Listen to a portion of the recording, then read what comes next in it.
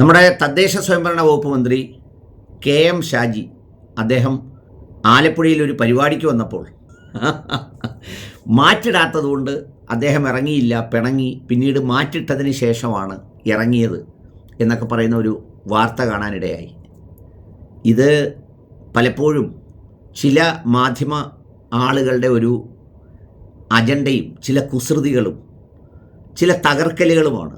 ഞാൻ ഓർക്കുന്നു, കേരളത്തിലെ വളരെ പരിണിതപ്രജ്ഞരായ മന്ത്രിമാരിൽ, മിടുക്കരായ മന്ത്രിമാരിൽ ഒരാളായിരുന്നു നമ്മുടെ കരുനാഗപ്പള്ളി ഞങ്ങളുടെ MLA കൂടിയായ C. ദിവാകരൻ സാറ്.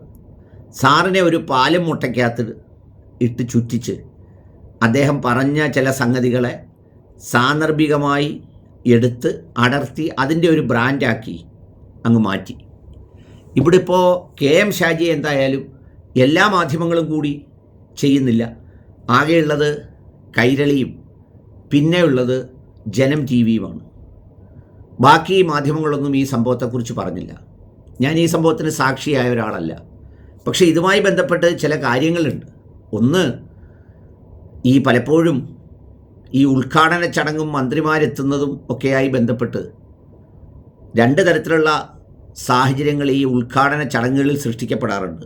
ഒന്ന്, മന്ത്രി വളരെ വൈകി എത്തുക, എല്ലാവരും കാത്തിരിക്കുക.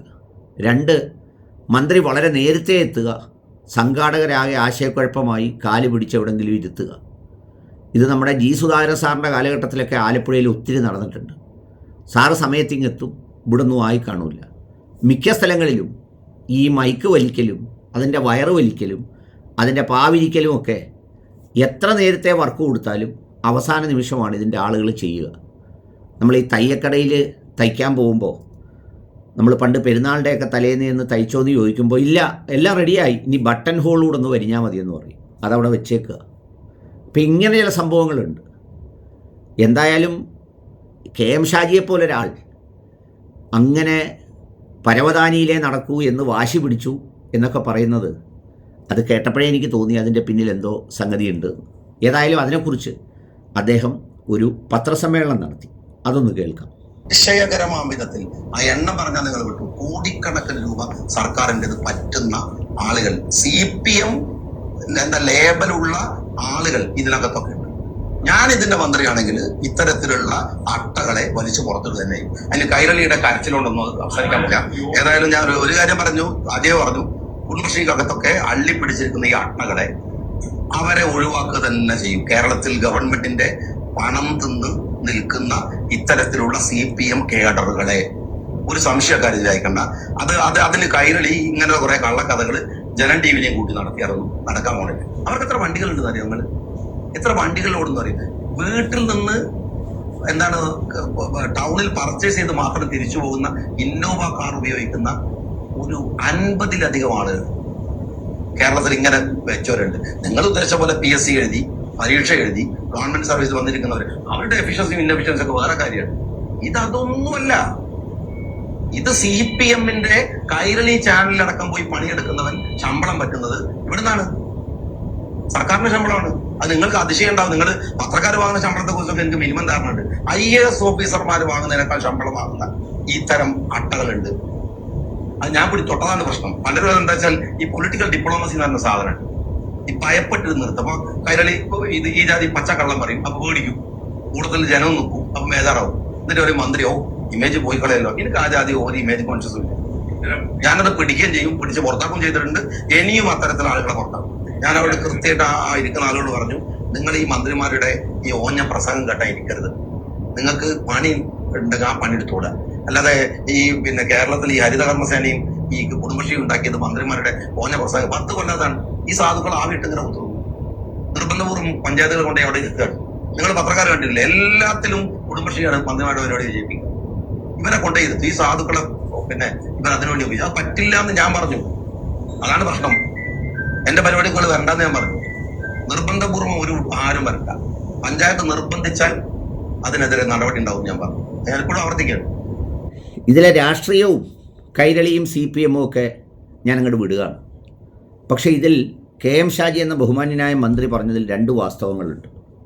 അതിലൊന്ന്, ഈ ഒരുപാട് ആളുകൾ, ബുദ്ധിജീവികളെന്ന് ചമയുന്നവർ, ഒരു കാൽ കാശിന് പണിയെടുക്കാതെ ഈ ഓരോ ഗവൺമെൻറ്റുകളും വരുമ്പോൾ അതിൻ്റെ സുഖസമൃദ്ധമായ സൗകര്യങ്ങൾ ഒപ്പിച്ച് ഉപദേശക സമിതികളായും മറ്റുമൊക്കെ കയറിപ്പറ്റി നല്ല സന്തോഷത്തോടെ മക്കളൊക്കെ വിദേശത്ത്, നല്ല വരുമാനം, നല്ല പെൻഷൻ, ഇതെല്ലാം ഉള്ളതിനോടുകൂടി തന്നെ ഈ സൗകര്യവും പത്രാസും ഉപയോഗിച്ച് ബന്ധുക്കളുടെ കല്യാണങ്ങൾക്കും നാട്ടിലും കച്ചവടത്തിനും ഷോപ്പിങ്ങിനും ഭാര്യയുടെ വീടുകളിലും ഒക്കെ പോകുന്ന കുറേ പേരുണ്ട്.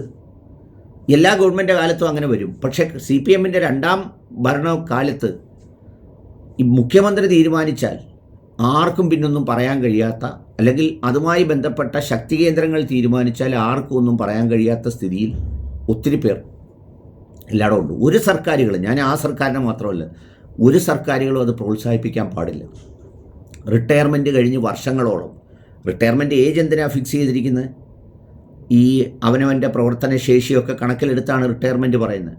അത് കഴിഞ്ഞ് 65, 70, 72 വയസ്സ് വരെ അങ്ങ് പണിയാൻ അത്ര ബൗദ്ധിക ശുഷ്കിക്കൽ കേരളത്തിലുണ്ടോ? മിടുക്കരെ കിട്ടാത്ത അവസ്ഥയുണ്ട്. എത്ര നല്ല ക്വാളിഫൈഡ് ചെറുപ്പക്കാരാ വിദേശ യൂണിവേഴ്സിറ്റികളിൽ നിന്ന് ഡിഗ്രിയൊക്കെ എടുത്ത് നല്ല ഇന്നൊവേറ്റീവായിട്ടുള്ള ഐഡിയാസുമായിട്ട് നിൽക്കുന്നത്. അത് ഒന്നാമത്തെ കാര്യം. KM ഷാജി പറഞ്ഞ ശരിയാണ്.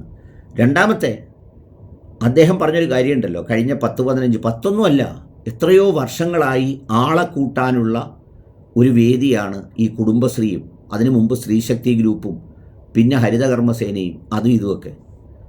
അവർക്കൊരു ബന്ധവുമില്ലാത്ത പരിപാടികളിൽ പോലും ഒരേ ഡ്രസ്സിട്ട് പാവങ്ങൾ ഒരുങ്ങി അവിടെ വന്നിരിക്കണം.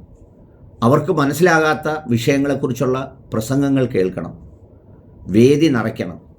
അങ്ങനെ നിറച്ചിരുത്തുന്നത് പോലും ഒരു അഭംഗിയാണ്. കാരണം അതിലൊരു വൈവിധ്യവും ഇല്ല, ഒരേ പാവങ്ങൾ, ഒരേ ആളുകൾ. അതുകൊണ്ട് അതങ്ങ് നടപ്പിലാക്കിയാൽ, വെറുതെ പ്രസ്താവന കൊണ്ട് മാത്രമല്ല, നടപ്പിലാക്കിയാൽ ഇനി അങ്ങയെ കാണുമ്പോൾ ഈ പറഞ്ഞൊരു 6 മാസങ്ങൾക്ക് ശേഷം ഞാനൊന്ന് ചേർത്ത് കെട്ടിപ്പിടിക്കും.